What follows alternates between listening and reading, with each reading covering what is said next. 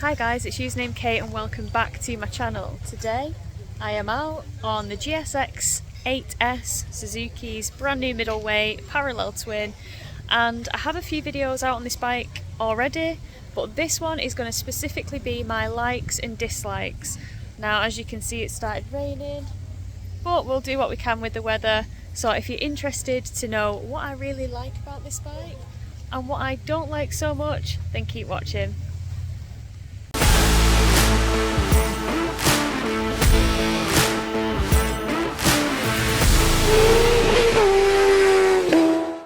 Well guys and girls, I picked a bloody day for it, haven't I? It started to rain, we've just had thunder, which isn't ideal, but the weather don't stop us Brits. It can't, else we'd never friggin' ride, would we? Let's be real. So we just gotta make it work.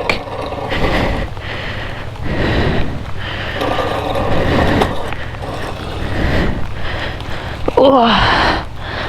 What a lovely day to have jeans on.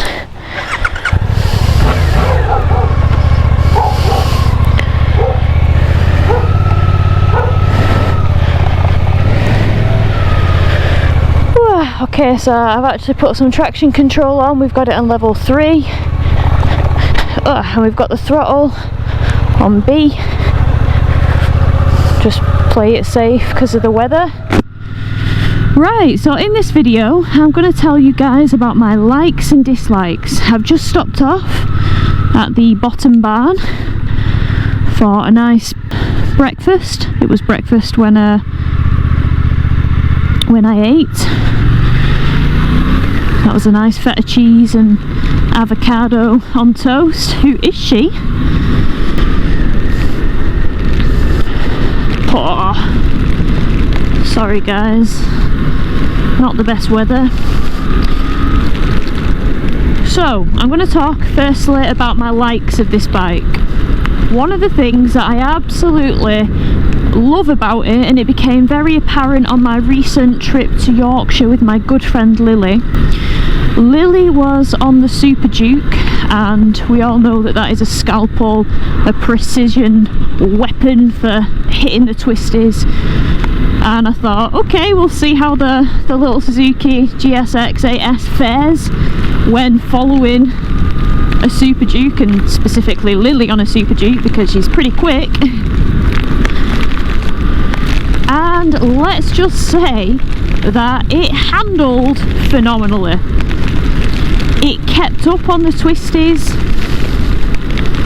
Its steering isn't as sharp, admittedly, as the Hornet, but I don't think it's a bad thing at all. You have predictability and mid-corner stability with this thing, whereas with the Hornet you have to get used to how sharply it turns, because it's almost like a bit, not unnerving, but you really have to get used to how quick that turns, whereas this just feels like a kind of a normal bike without super aggressive steering, and you know, that's not a bad thing in my opinion. So yeah, I felt like I could push this confidently, and I actually really felt that I gelled with the bike, so that was good. Another thing that I really have enjoyed with this bike is the throttle. So with this we have power mode A, B and C.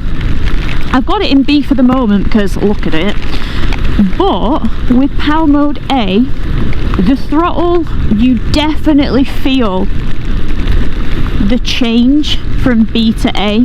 The throttle becomes super crisp, super responsive, and it is very obvious that you have changed throttle mapping. But at the same time, I experienced zero snatchiness with the throttle. And I really was grateful of that, because one of my criticisms of the Hornet was I struggled to get on with the throttle of that bike, but that was absolutely not the case. Oh grids, let's try and avoid it. That was absolutely not the case with this bike at all.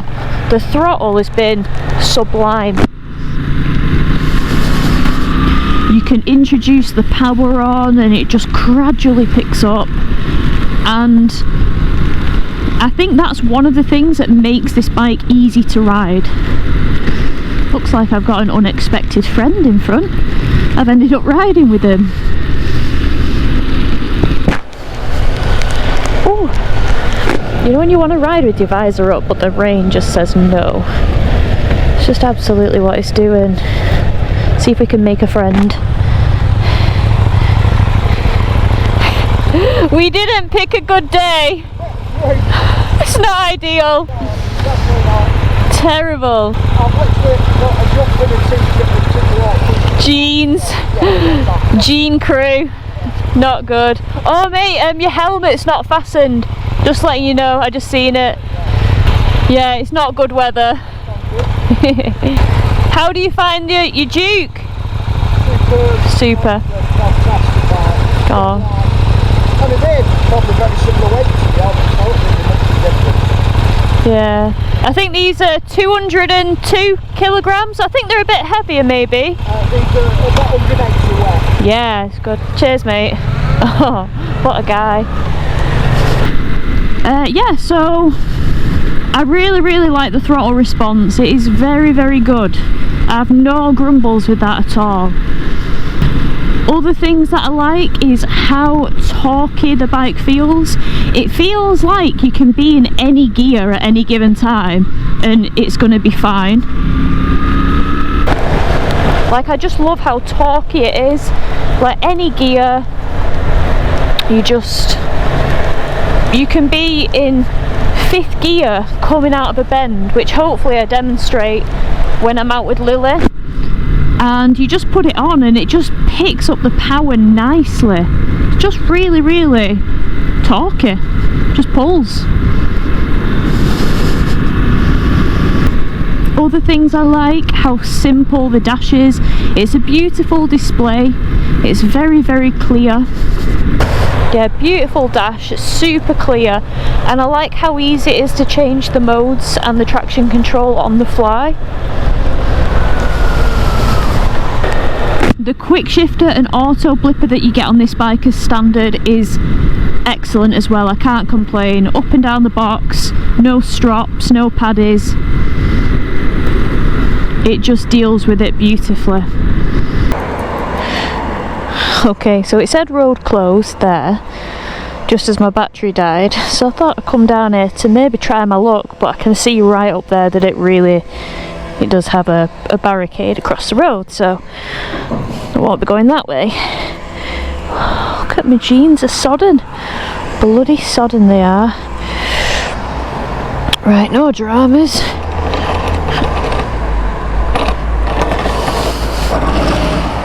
Whew. Let's get back in the game.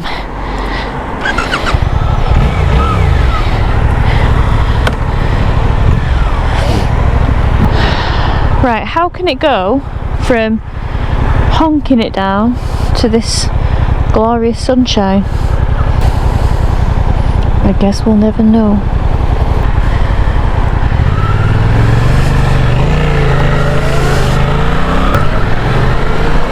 Okay, so I'm going to go back on myself here because I'm going to go up Blackrod route. I think it's Blackrod.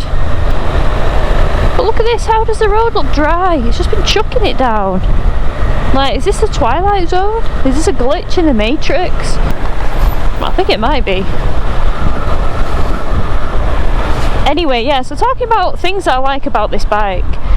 So one of the things that I mentioned on my initial ride impression was that I was going to reserve judgment on the seat because I didn't find it all that comfy. Now, on reflection, I had just ridden 4 hours that day on the GS. The GS is comfy, but I'd still ridden 4 hours. Then when I jumped straight on that bike and carried on doing more miles, it's safe to say that my bum was, you know, in tatters at that point. So the seat by comparison felt extremely hard when jumping off the GS after riding 4 hours already, and then getting on that seat to continue riding for a further hour and then probably another hour on top of that in one day, so my arse was a bit tender by the end of the day. However, I since then went to Yorkshire and did 600 miles with Lily, and I can confirm that even though the seat does feel quite firm when you initially sit on it, its comfort is pretty good. There wasn't any time when we were riding round through Yorkshire where I got off the bike at the end of the day and I was like, oh, rubbing my butt cheeks, you know. So I'm glad I kind of reserved my judgment on that, because I don't feel like in the first impressions it would have been fair for me to say, oh, the seat's well hard, it's giving me a dead ass, when the reality of it is it's actually a fairly comfy bike. So I'd probably say they're some of the main things that I really like about this bike a lot. Now I do have to honestly and openly talk about things that I don't like so much, and I try and do this on every single bike. So yeah, if I've done, you know, a review recently on a bike, I can guarantee there'll be a final thoughts or my likes and dislikes. So make sure you look out for them. Moving on to dislikes. Now this is something that I experienced on more than one occasion, albeit on very, very windy days, and I mean windy. Like getting absolutely battered. So I was getting hammered by the wind on the motorway, and I can't lie, I did feel something quite unnerving. What I noticed was, hypothetically, if you're going over 77 miles an hour, you know, maybe touching the 80s, hypothetically, for legal purposes, the front wheel can have a bit of a weave, a little bit of a weave going on. Now I did notice it only on the extremely windy days, and on the lesser windy days, you know, I would be riding and I wouldn't feel it, which was good to know that it wasn't all the time. But when it was extremely windy, I would feel the front kind of doing this a little bit, almost like the tyres were, you know, either under or over inflated or not quite right. So because I'm not the most technically minded, I brought this up with Mike, who rode it, and he said he thinks it's to do with the fact that the bars are quite narrow and that it doesn't have a steering damper. But that was something that I noticed, and I would be interested to know, like, if you guys own this bike, if it's something that you guys have also experienced on particularly windy days. Because it's very strange, because on the tight twisties, when you're giving it a spanking, and I mean you're spanking it, I'm trying to keep up with the Super Duke when I was out at Lily, so it was being thrashed a little bit on the countries, on the twisties, and it felt solid, it felt planted, it felt like it was going nowhere. There was mid-corner stability, it was perfect. I couldn't complain.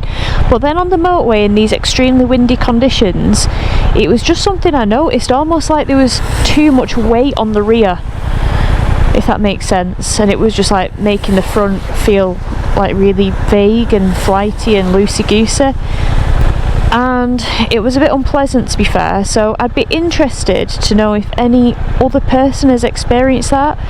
I've even gone to look at reviews. I don't normally look at reviews before I do my own, because I don't really want anything to, you know, be subconsciously in my mind about, you know, trying to influence what I feel about the bike, if that makes sense. I try and do it with a fresh pair of Kate eyes. But after the Yorkshire trip, I decided to have a bit of a look and see if I could see on any of the reviews from the, you know, the big guys, the big players in the motor journalism realm, and nobody's mentioned it. But obviously I know that with press rides, a lot of the times you are only exposed to a certain like type of riding. Like, I'm sure they would have wanted to test these at the launch on proper twisty roads. I couldn't make the launch because of my fingers, so I don't know, I didn't experience it. It's not often you'll go on the motorway for a sustained period of time, because that's really boring and nobody wants to see that in reviews. So yeah, I'm interested to know if it is just a Kate issue with me being so light as well compared to the average rider who will probably ride this bike. So yeah, I'd be interested to see if anybody else feels the same on that front. Other thing that I don't like so much is, it's a very silly thing, but it's the ability to spin it round on its stand if you're in like quite an awkward position, and it will just be easy to drag the bike round. This is not one of those bikes that you can drag round on the side stand. I thought it was just me being inept at life and struggling with it. But then I actually caught Mike trying to turn it round on the driveway by doing the same method that I was trying, and it wasn't working for him either. So yeah, I would like a bike that you can just whiz around. I know it's like good practice to not constantly spin a bike round on the stand, because it's just putting, you know, unnecessary pressure and load on that side stand with the weight of the bike. But it is nice. Oh, diesel, beautiful. It is nice to do on the occasion. It can be quite a helpful hack, especially if you've got a nice strong side stand. Wow. So another thing that I don't like about it so much, unfortunately, is the colours. And colours are a big thing for me, such a big thing.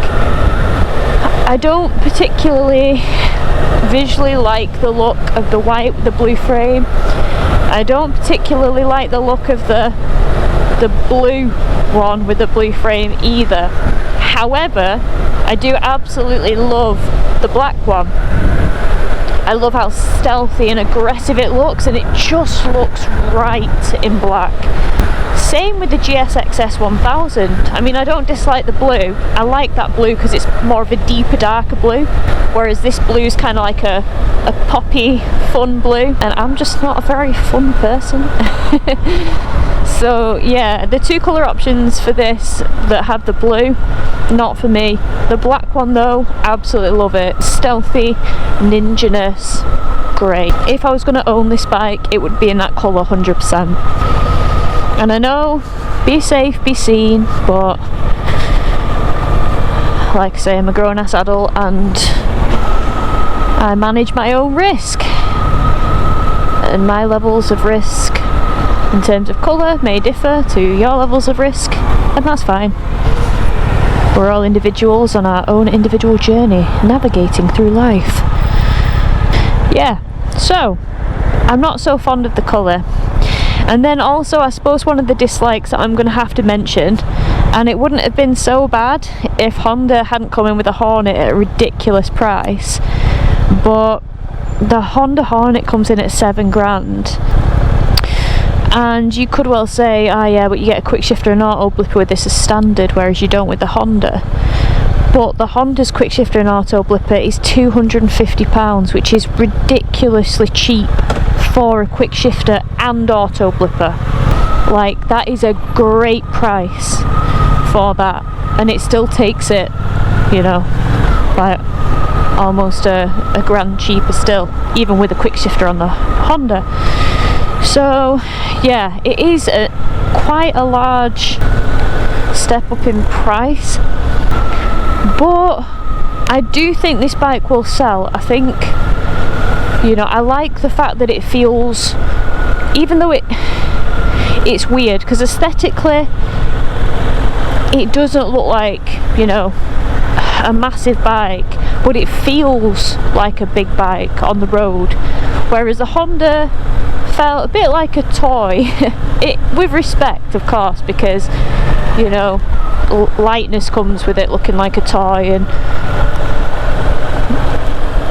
and this is quite a bit chunkier, but I do think it adds to like the stability in bends and the predictability, which I think is something that experienced riders and new riders alike can appreciate and enjoy.